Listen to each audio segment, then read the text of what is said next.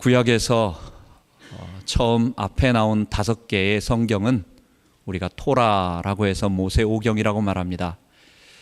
사실 성경 중에서 제일 중요한 것이 바로 이 5개입니다. 이 5개는 하나님께서 이스라엘 백성에게 나타나셔서 그들을 자기 백성으로 삼아주시고 그들과 약속을 해주시고 또 그들에게 자기를 표현하셔서 어떻게 하나님 백성은 살아갈 것인가를 말씀해 주신 것입니다. 그래서 창세기는 하나님께서 자기 백성을 선택하셨다는 것을 보여주고, 출애굽기는 하나님께서 자기 백성을 죄 가운데서 건져내셨다는 것을 보여주고, 레위기는 하나님께서 자기 백성을 정결케 만드시는 분이시다는 것을 보여주고, 민수기는 하나님께서 광야에서 자기 백성을 인도하신다는 것, 그리고 마지막으로 신명기는 그 모든 언약을 다시 한번 총정리해서 우리들에게 말해주는 것입니다. 구약의 율법을 보면 많이 있습니다. 여러 구절들이 많이 있는데, 예수님께서 성전에 계실 때, 마지막 예루살렘 성전에 계실 때에 율법사들이 와서 예수를 올무에 잡으려고 질문을 합니다. 선생님, 이 많은 율법 중에서 가장 소중하고 중요한 구절이 뭡니까? 라고 물어봤더니 예수님은 우리가 지난 시간에 했던 신명기 6장 5절 말씀을 인용하시면서, 내 하나님 여호와 이스라엘아 들으라. 우리 하나님 여호와는 오직 하나이신 여호와시니 너는 마음을 다하고 뜻을 다하고 성품을 다하고 힘을 다하여 내 하나님 여호와라. 이것이 곧 율법이요 선지자의 강령이니라. 가장 중요한 틀이라. 이렇게 말씀하십니다. 여러분, 율법은 우리들에게 뭘 하라 마라를 말하는 것보다는 더 근본적인 한 가지를 말해주고 있는 것입니다. 우리가 지난 시간에 말한 것입니다. 우리를 창조하신 전능하신 하나님, 우리를 조성하시고 우리는 벌레만도 못해요. 하나님 앞에서 보면 우리는 연약한 어린아이에 불과하고, 우리가 대단하다고 말하고 우리가 멋있다고 말하지만 하나님 앞에서 보면 우리는 티끌에도 불과한 거예요. 불과하지 못한 거예요. 그런데 이런 우리를 불쌍히 여겨주셔서 하나님께서 무조건 선택하여 주시고, 무조건 구속하여 주시고, 무조건 인도하여 주시고, 또 우리를 정결케 해 주시고 힘을 주시고, 그리고 하나님께서 우리를 자기 백성으로 보호해 주시겠다고 오늘 읽은 본문에 보면 신실하신 하나님, 언약의 하나님으로 나타나신 것입니다. 여러분, 우리 그래서 이 하나님을 알게 되면 우리 지난주에 드린 말씀처럼 마지막 결론에 도달하는 것입니다. 내가 율법을 사랑하고 내가 하나님의 말씀을 지키고 싶은 것은 뭘 얻고 싶어서 지키는 게 아니에요. 우리가 기도해서 응답받고 싶어서, 우리 자녀들이 잘 되기 때문에, 우리가 앞으로 건강해지고 치유되고 모든 것이 잘 돼서 어떤 목적을 가지고 하는 게 아닙니다. 우리는 그 하나님 자체를 사랑해요. 이 형편없는 나를 구원하셔서 하나님 백성 삼아주시고 예수의 보혈로 구원해 주셔서 성령으로 함께 하시는 이 하나님이 너무 좋아서, 하나님, 난 다른 거 없어도 괜찮아요. 나는 부족하지만 평생 하나님 섬기며 살겠습니다. 그래서 예수님이 하시고 또 모세가 우리들에게 가르쳐 준 것처럼 마음을 다하고 성품을 다하고 내 힘을 다해서 그분을 사랑하는 거예요. 그분을 좋아하는 거예요. 그분의 응답을 좋아하지 않고, 그분의 축복을 좋아하지 않고 그분 자신을 좋아하는 거예요. 하나님을 사랑하는 자는 이제 그 반대적인 것이 또 한 번 직면하게 되는 것입니다. 우리가 살아가는 세상 속에서 항상 하나님만 바라보면서 사는, 우리가 하늘 위에서 살고 있지 않기 때문에 우리는 다른 것을 갖다가 세상에서 여러 사람들 아니면 여러 다른 환경들, 다른 것들과 접하게 돼요. 그런데 그것은 아담으로 태어난 우리의 죄의 본성이 좋아하는 것들, 너무도 우리에게 보암직도 하고 먹음직도 하고 지혜롭게 할 만큼 탐스럽게 하기도 하고, 이생의 자랑과 안목의 정욕과 육신의 모든 자랑으로 우리에게 보여지는 그런 것들로 우리에게 유혹이 닥쳐와요. 그래서 하나님은 가나안 땅에 들어갔을 때 내 하나님 여호와만 사랑하라고. 그것이 우리의 가장 중요한 것이라고. 죄의 본성에 물들어 있는 우리가 살 길은 오직 하나님 한 분만 섬기고 그 한 분의 피조물로서 그분을 의지하는 것밖에 없다는 것을 말씀하시면서 거기에 거주하고 있는 7 족속들이 있습니다. 이 사람들을 진멸하라고 말씀하시는 것입니다. 이 본문을 읽으면서 우리는 그러면 곤란한 고민에 빠지게 됩니다. 하나님이 이스라엘 백성들이 가나안 땅에 들어가서 하라고 한 일이 너무 사실은 무서워요. 오늘의 우리의 입장에서 보거나 아니면 그 당시에 사람들이 이렇게 인간적인 면에서 딱 볼 때 들어가서 모든 걸 진멸하라는 거예요. 진멸이 뭡니까? 하나도 남기지 말라는 거예요. 들어가서 살아있는 생명체는 전부 다 죽이래. 가나안 7 족속 중에서 전부 다 나쁜 놈들입니까? 그건 아니잖아요. 좀 착한 사람도 있을 거 아니에요. 여러 가지 면에서 우리가 봤을 때 그래도 좀 괜찮은 사람도 있을 것 같은데 하나님은 전쟁을 하면서 그 모든 사람들을 다 죽이라고 말하는 것입니다. 여러분, 이게 만약 오늘날 우리에게 일어난다고 한번 생각을 해보십시오.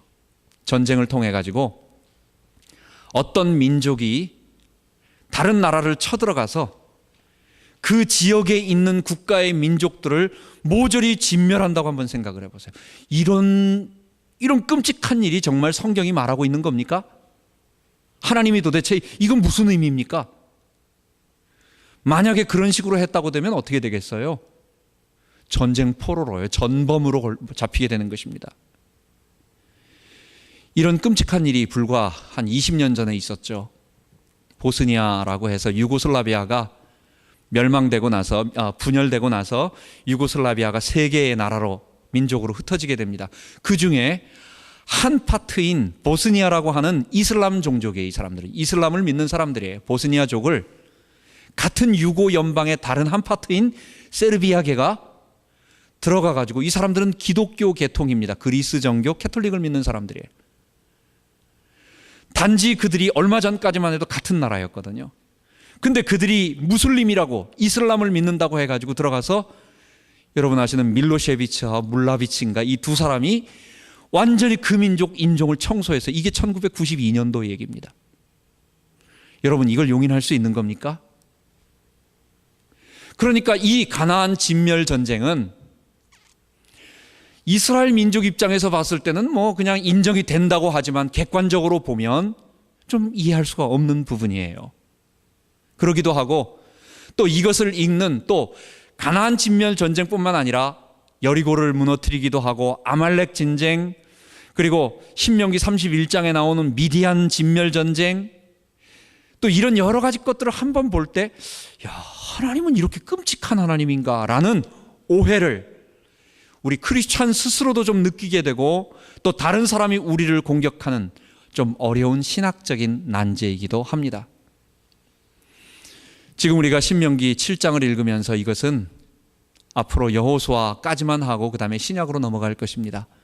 곧 얼마 있다가 우리가 여호수아를 배울 때에 다시 한번 이야기되는 부분이지만 그 하나님께서 가나안족을 멸하라고 하신 그 말씀은 우리들에게 아주 중요한 것들을 말해주고 있는 것입니다. 오늘은 그것을 보도록 하겠습니다. 가나안 진멸 전쟁을 헤렘이라고 말합니다. 히브리어로 헤렘, 진멸한다라는 전쟁인데 여기에 오해하지 말아야 할 한 3가지가 있습니다. 첫 번째는 이스라엘 민족은 가다가 걸리는 민족, 만나는 민족은 닥치는 대로 다 싸워서 죽였다. 그거 아닙니다. 하나님께서 이스라엘이 광야를 거쳐서 올라올 때에 저쪽 남부에 있는 모압이라고 하는 나라와 그 다음에 그 위에 있는 에돔과 암몬은 하나님께서 건들지 말라고 하는 거예요. 내가 이미 그 땅을 에서와 그 다음에 롯의 자손들에게, 에서는 에돔이고 그 다음에 롯의 자손은 우리 모압과 암몬이죠. 이 자들에게 그 땅을 주었기 때문에 너희는 그 땅을 티끌만큼도 건드리지 말고 싸우지 말아라 라고 신명기 2장 3장에 얘기하고 있어요. 헤렘 전쟁은, 가나안 진멸 전쟁이라고 하는 것은 무조건 걸리면 다 죽이는 게 아니라는 것, 첫 번째. 두 번째, 가나안 전쟁은 하나님께서 말씀하신 대상에 제한되어진 전쟁이에요. 지금 분명히 그들을 쫓아내야 할 민족을, 7민족을 말하고 있습니다. 가나안을 가장 크게 잡고 있는 가나안, 그 다음에 헷 족속, 히타이트 있죠. 여러분, 헷사람 우리야, 다윗의 그 있잖아요, 바세바의 남편이었던 우리야, 그 히타이트족. 그리고 이 가나안에 있는 또 아모리 족속, 다 거의 섞여서 사는 그런 사람들이, 이게 메이저 세 개의 가나안을 대표하는 종족이에요. 그리고 여부수 족속이라고 하면 예루살렘을 산지에 거하고 있었던 족속, 브리스, 기르가스, 히비 족속, 이 7개 족속을 딱 말씀하시면서 이들을 진멸하라고 말하는 것입니다. 가나안 전쟁은 모든 민족과 다 싸우는 게 아니고 하나님이 말씀하신 내쫓으라고 하는 어떤 특별한 대상에 제한해서 하는 것이다 라는 것입니다. 마지막 세 번째는 가나안 족속 중에서 회개하고 돌아온 사람은 살렸어요. 여러분, 여호수아 3장에 보면 기생 라합이 있습니다.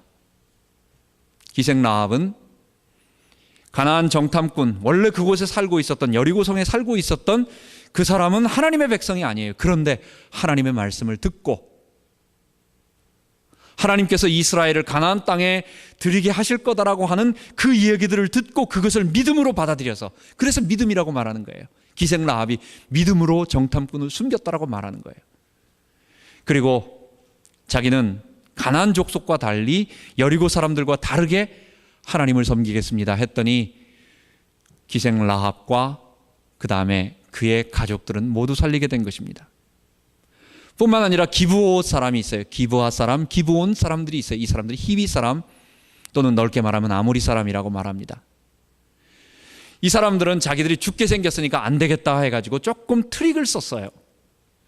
우리는 이 동네 사람들이 아니고 우리는 먼 곳에 있는 사람들이다 해가지고 옷을 갖다가 이렇게 분장을 하고 그렇게 해가지고 와서 우리를 살려달라고, 우리를 노예로 삼고 우리를 죽이지 말아달라고 이렇게 얘기를 한 거예요. 그래서 어쨌든 여호수아가 그런 줄 알고 해봤는데 알고 보니까 그게 바로 히비 족속이었어요. 그런데 뭐라고 말합니까? 그들은 하나님께 여호수아가 살리겠다고 약속을 했기 때문에 그 민족을 보호합니다. 그리고 나서 마지막에 사울이, 여러분, 한참 지나고 난 다음에 사울 왕이 가나안에 큰 왕국을 만들어서 이 사울 왕은 이 기브온 사람들을 싫어했어요. 이게 가나안 사람들이거든요. 이스라엘 민족이 아니거든.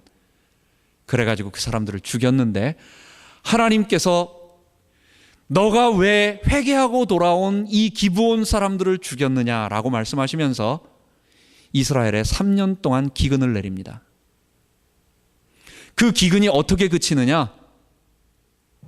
다윗이 사울의 친족인, 사울의 자손들인 7명을 기브온 사람들에게 내어주니까 기브온 사람들이 그 사울의 7명의 자녀들을 목매달아서 하나님 앞에 죽이니까, 범죄에 대한 대가를 치르고 나니까 하나님께서 그 땅의 기근을 멸하시고 멈추시고 그 다음에 기도를 들으셨다고 말하는 것입니다.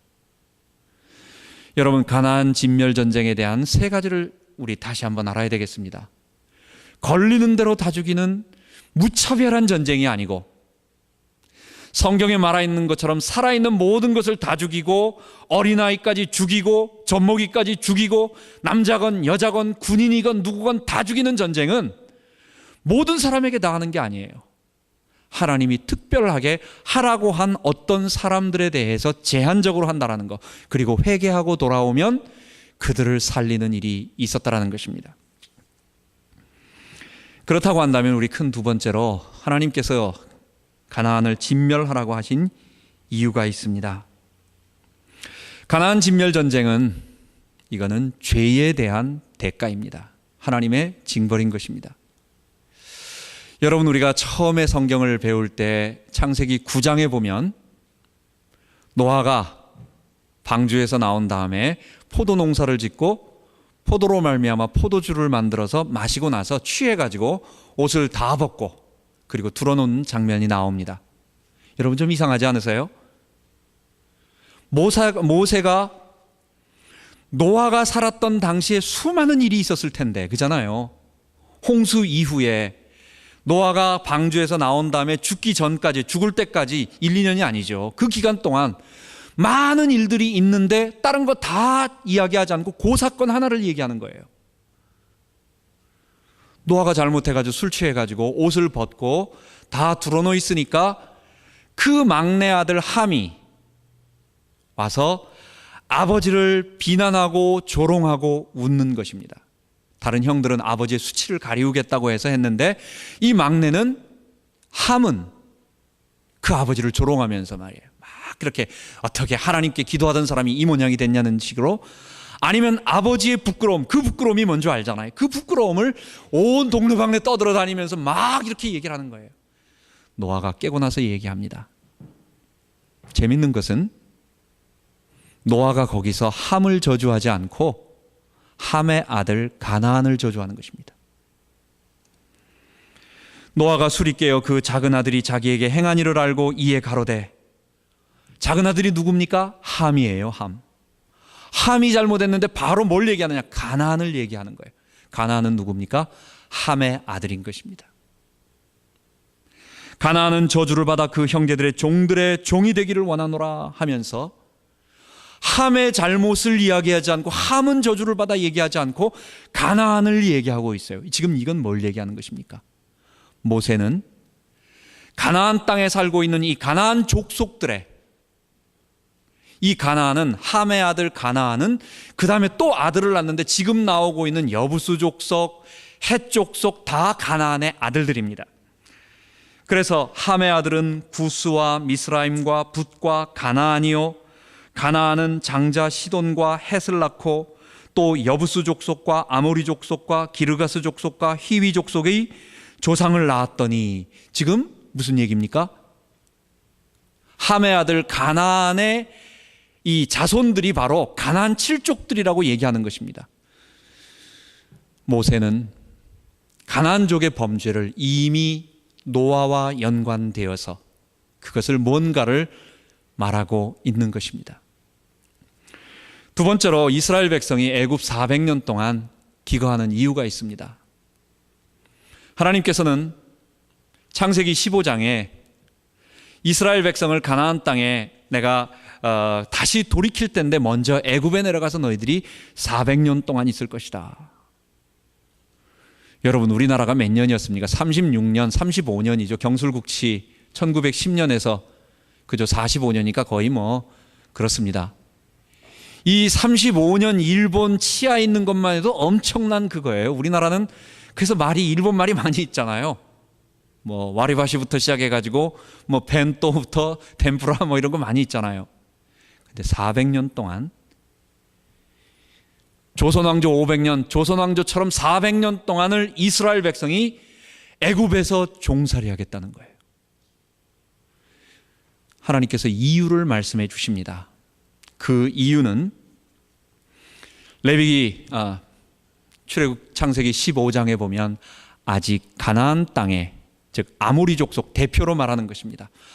가나안의 세 대표적인 가나안 족속, 헷 족속, 아모리 족속, 그러면서 아모리 족속으로 말하는데 아직 아모리 족속의 죄악이 관영치 아니함이라. 이 말은 무슨 말입니까? 하나님께서 이스라엘 백성을 400년 동안 가나안에 놔두고, 그리고 가나안에서 애굽에 놔두고 애굽에서 다시 가나안으로 돌아와서 이 민족을 멸절하시려고 하는 것은, 이 민족이 착하고 아무 문제가 없고 하나님을 잘 섬기는 거룩한 민족인데 단지 이스라엘 백성에게 땅 주기 위해서 그냥 몰아내는 게 아니라는 거예요. 뭡니까? 이들의 죄악을 징벌하는. 그래서 하나님은 한 번에 여러 가지 일을 하시는 것입니다. 이스라엘 민족에게는 애굽 땅에 있으면서 민족을 크게 번성시키는, 숫자를 늘리면서 있는 그런 것 하나 만드시고, 이쪽은 하나님께서 그냥 그의 긍휼을 걷어가 버리시니까 인간을 놔두셨어요.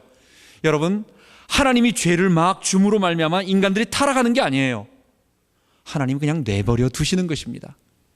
로마서 1장에 말하는 것처럼 하나님이 그냥 놔둬버리시는 거예요. 그래 한번 저희가 마음에 하나님 두기를 싫어하며 하나님이 그 상실한 마음대로 내어버려 두사. 저희가 마음에 하나님 두기를 싫어하므로 하나님이 부끄러운 욕심에 내어버려 두사. 하나님이 가나안 백성을 멸하시기로 작정하셨습니다. 그리고 나서 그냥 놔두니까 가나안 백성들이 형편없이 타락하기 시작합니다. 그런데 타락하는 정도가 웬만큼 타락해가지고 멸하지 않는 거예요. 하나님은 그 정도가 이건 안 되겠다, 더 이상 마지막이다라고 할 정도까지, 이게 바로 창세기 15장에 말하는 아모리 족속의 죄악이 관영함을 인함이라 라고 말하는 것입니다. 그렇다고 한다면 가나안 족속의 죄악은 뭡니까? 여러분, 레위기 18장은 부정장이라고 합니다. 이건 좀 부정한 장이에요. 여기에 보면 좀 부끄러운 일들이 많이 기록되어 있습니다. 내가 가나안 땅에 들어가거든 내 어미의 하체를 범하지 말고, 내 계모의 하체를 범하지 말고, 내 어미의 딸의 하체를 범하지 말고, 내 숙모의 하체를 범하지 말고. 지금 이게 무슨 얘기입니까? 이게 지금 가나안 땅에 들어가면 그런 일이 있다라는 거예요. 그 본문에 보면 레위기 18장 3절에서 27절에 보면 너희는 그 거하던 애굽 땅의 풍속을 좇지 말며 내가 너희를 인도할 가나안 땅의 풍속과 규례도 행하지 말고. 그러면서 뭐라고 말합니까? 너희의 전에 있던 그 땅 거민이 이 모든 가증한 일을 행하였고 그 땅도 더러워졌느니라. 가나안은 더러움의 상징이에요. 음란한의 상징이에요. 거기에는 우상 숭배를 통해 가지고 몰록에게 자식을 바치며 죽이며 불 가운데로 태우는 일도 있고, 아까 말한 심지어는 뒷부분에 보면요 뭐라고 표현하느냐, 짐승하고도 관계하지 말래. 가나안 사람들이 그런다라는 거예요. 여러분, 무슨 얘기입니까? 하나님은 너무도 착하고 아무 문제가 없고 하나님을 섬기는 사람들을, 깨끗한 사람들을 진멸전쟁으로 단지 이스라엘을 사랑하기 때문에 그들에게 땅 주기 위해서 내쫓고 죽인 게 아니라 그들의 죄악 때문에 하나님은 그들을 심판하신 것입니다. 이스라엘도 근데 여러분, 가나안 진멸전쟁 하니까 가나안만 진멸된 것 같아요. 그렇지도 않아요. 열왕기 상하, 열왕기 하는 이스라엘의 왕국이 다 멸망하고 그 다음에 포로되기 직전을 얘기하는 것입니다. 또 역대 하도 다 마찬가지입니다. 그런데 이스라엘이 다윗 왕과 그 외에 한두 명의 왕, 히스기야 왕이나 요시야 왕 같은 이런 한두 명의 하나님을 섬기는 왕 제외하고는 다들 우상을 섬기고 바알을 섬기고 각 산마다 산당을 짓고 막 그렇게 하는 거예요. 점수를 하고 하늘의 별자리를 보면서 점을 보는 거예요. 하나님이 어떻게 하십니까?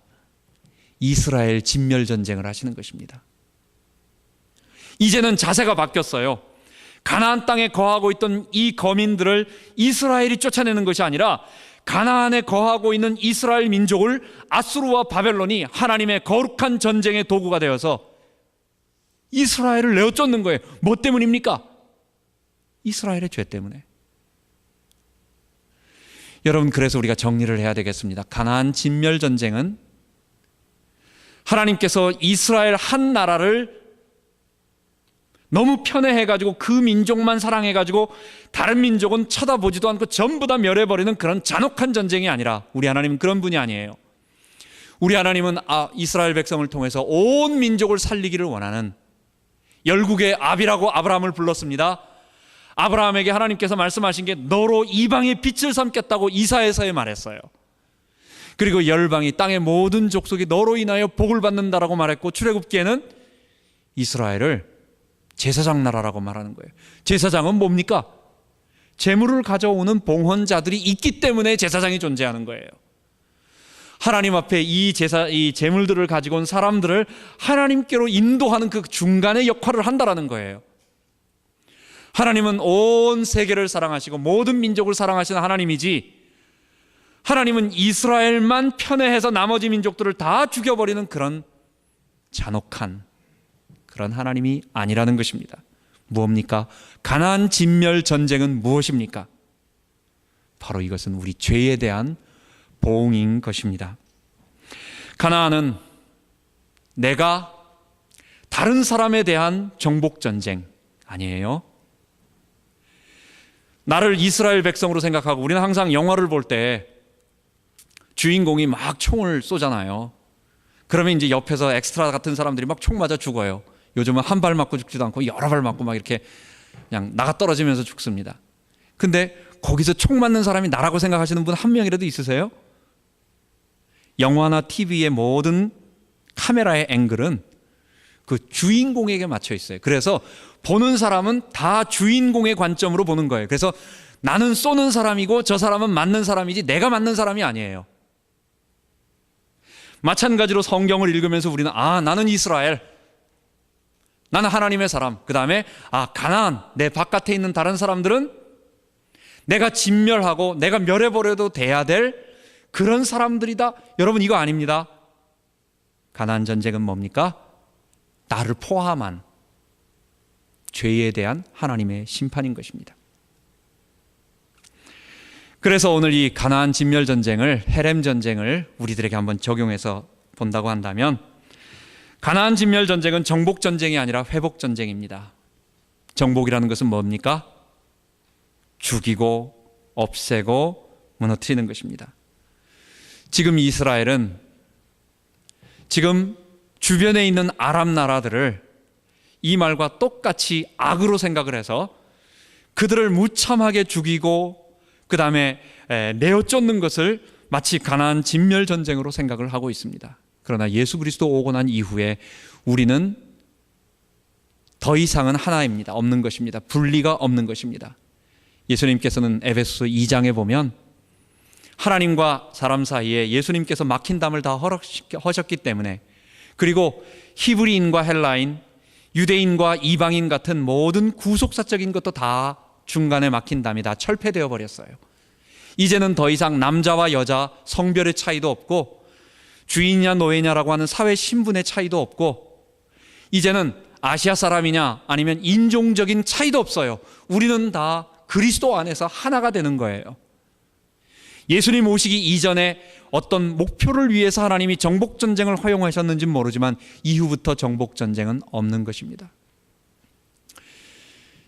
이슬람과 여러분, 우리는 크루세이더라고 한다면 십자군 전쟁을 얘기하는 것입니다. 그래서 우리 CCC, 캠퍼스 크루세이드 포 크라이스트라고 해가지고 대학생 선교단체가 있어요. 그런데 우리는 뭐 십자군 하면 이렇게 십자가의 마크를 한 거룩한 어떤 종교전쟁이었나 보다 하지만, 그 7차에 있었던 십자군 전쟁은 사실은 인간의 동기와 목적과 추악한 탐욕에 의해서, 그게 정상적으로 된 게 아닙니다. 지나가면서 뒤에서 물자의 공급을 받지 못했기 때문에 식량과 공급들을 가면서 자급자족을 해야 돼요. 그럼 어떻게 되는 겁니까? 약탈하는 거예요. 1차 전쟁만 겨우 그래도 조금 성공한 것 같고 나머지는 다 실패하면서 그것 자체가 수많은 무슬림들과 유대인들까지 다 죽였어요. 여러분, 십자군 전쟁은 좋은 거 아니에요. 실패한 그런 잘못된 전쟁이에요. 여러분, 성경은 우리들에게 정복신학을 말하고 있지 않습니다. 성경은 우리들에게 이 세상으로 들어가서, 이 죄의 세상으로 들어가서 가나안 7족속을 멸하는 것은 바로 내 속에 있는 죄의 본성을 얘기하는 것입니다. 첫 번째는 내 속에 있는 죄를 말해요. 가나안 7족속은 뭡니까? 내가 도저히 제거할 수 없는, 거기를 강대하게 자리 잡고 있으면서 큰 성을 만들고 있으면서 우리로 하나님 섬기지 못하게 만들고 죄의 본성을 따라 살게 만들고 육체의 욕심을 따라 살게 만드는 이 더러운 죄의 본성들을 얘기하는 것입니다. 내 속에 있는 죄와 또한 가나안 족속은, 우리가 진멸해야 할 가나안 족속은 이 세상의 도처에 곳곳에 잡혀있는 죄의 문화들. 여러분, 하나님 없는 사람들이 만들어낸 문화들이 어떻습니까? 하나님 없는 사람들이 만들어낸 타락의 문화, 음란의 문화, 에이즈 문화, 그리고 이것으로 말미암아 인간을, 제가 언제 한번 그 미술을 한번 봤는데 이게 인상판지 뭔지 사람을 갈갈이 찢어놨어요. 머리는 저쪽에 가 있고 팔과 다리는 찢어져 가지고 저쪽에 가 있고 그 다음에 이쪽에 또 이렇게 해가지고 이 도대체 무슨 정신으로 이걸 그렸는지, 인간이 아름다운 게 아니고 자기 내면 상태를 얘기한 건지. 여러분, 하나님 만나지 못하고 한 그 그림들 아니면 예술들 전부 베베 꽈가지고 인간의 어떤 아픔들, 상처들, 그것을 사랑으로 미화하면서 하는 그 온갖, 여러분, 사랑이 아름다운 사랑이 아니에요. 그런데 이게 인간이 주인된 문화, 죄의 가나안 문화예요. 우리가 가나안을 정복한다는 것은 먼저는 내 속에 있는 죄와 싸우는 것이고, 1차적으로 내 속에 있는 죄와 싸우고, 두 번째는 뭡니까? 이 속으로 들어가는 거예요. 세상으로 들어가는 거예요. 세상으로 들어가서 하나님, 이 세상은 이게 사람들의 것이 아닙니다. 이거는 하나님의 것입니다. 이 세상은 하나님이 창조하신 아름다운 것인데 인간들이 아담의 본성을 가지고, 탐욕을 가지고 하나님의 것을 찬탄하고 찬탈해서 자기 것이라 주장하며 대리통치자가, 매니저가 오너 흉내를 내며 하나님께 반역하고 있는 것입니다. 하나님이 이 땅을 하나님께 돌려드립니다. 이 땅은 하나님께서 영광을 받으실 것입니다. 그래서요, 모든 사람은 우리 복음을 가지고 십자가로 말미암아 죄 사함 받고 구원받은 하나님의 백성들은 이 세상으로 들어가는 거예요. 하나님이 각자에게 주신 달란트가 있어요. 소명이 있어요. 나는 잠만 자면, 눈만 감으면 어떤 일이 하고 싶은 게 있어요. 제가 옛날에, 물론 저 같은 사람은 제 목사가 되는 게 어려서부터 항상 꿈이었기 때문에 저는 두말할 나위 없는 겁니다. 제가 잠깐 학교에 좀 있었지만은 내가 늘 꿈이, 내 친구가, 뉴저지 친구가 1년 먼저 신대원에 들어갔어요. 총신에 들어갔어요. 내가 걔 만나면서, 야, 나는 언제 신대원 가냐. 난 재미가 하나도 없는 거예요. 난 아이들을 불러가지고 점심시간마다 기도하면서 그들을 갖다가 앞으로 신앙 가르치는 건 너무 재밌는데 앉아가지고 이건 재미가 없는 거예요. 그건 나 같은 특별한 이상한 사람들. 이랜드를 창시한 그 박성수 사장이 쓴 그 간증을, 그 테이프를 들은 적이 있습니다. 이분은 서울대학교 그 4학년 때 자기가 근육 무력증에 걸렸대요. 그래가지고 그 졸업할 4학년 학생이 움직이지도 못하고 그냥 계속해서 근육이 무력해져가지고 움직이지도 못하고 누워있는 그런 상태에다가 죽어가는 그런 병이에요. 이건 불치병이에요. 그러다가 이제 하나님을 만난 거예요. 그러면서 자기는 하는 말이 뭐냐, 자기는 눈만 감으면 돈이 어떻게 굴러가는지를 보인다는 거예요. 어떻게 해서 어디서 돈을 이렇게 해가지고 이쪽에다 이렇게 하면 돈이 되겠다라고 하는, 이게 그냥 계속 핑핑핑핑 막 보인대요. 그래서 그분은 물류센터를 갖다 하는 어떤 유통에 관한 옷 같은 거 만들어서 판매하고 하는 이런 사업을 크게 벌리는 것입니다.